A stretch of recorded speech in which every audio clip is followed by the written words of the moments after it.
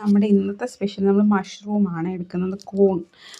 സത്യം പറഞ്ഞാൽ നാട്ടിൽ നിന്നപ്പോഴത്തേക്ക് ഈ സാധനം കഴിക്കുമോ, എങ്ങനെയാണ് കഴിക്കുന്നതെന്ന് പോലും എനിക്ക് സത്യം പറഞ്ഞാൽ അറിയത്തില്ലായിരുന്നു. പക്ഷേ ചേട്ടൻ്റെ കൂടെ വന്നതിന് ശേഷം കൂൺ ഞങ്ങൾ ഒരുപാട് പ്രാവശ്യം മേടിച്ചിട്ട് നമ്മൾ ചിക്കൻ കറി വെക്കുന്ന പോലെ അല്ലെങ്കിൽ തീയൽ വെക്കുന്ന പോലെയൊക്കെ വെക്കുന്നുണ്ട്. പക്ഷെ അതൊന്നും ഇവിടെ ആർക്കും ഇഷ്ടമല്ല. എല്ലാവർക്കും ഈ ഒരു തോരനോടാണ് ഭയങ്കര ഇഷ്ടം. ഹൈലി ഡിമാൻഡഡ് ഉള്ള സാധനമാണ് നമ്മുടെ ഈ തോരൻ എന്ന് പറയുന്നത്. കാരണം ഭയങ്കര ടേസ്റ്റാണ്. നമുക്ക് എന്തിൻ്റെ കൂടെ വേണമെങ്കിലും കഴിക്കാം. ചപ്പാത്തി, ദോശ, പുട്ട്, അപ്പം, ഇഡ്ഡലി എന്തിൻ്റെ വേണമെങ്കിലും കൂടെ കഴിക്കാം. കാരണം അത്രയ്ക്ക് നല്ല ടേസ്റ്റാണ്.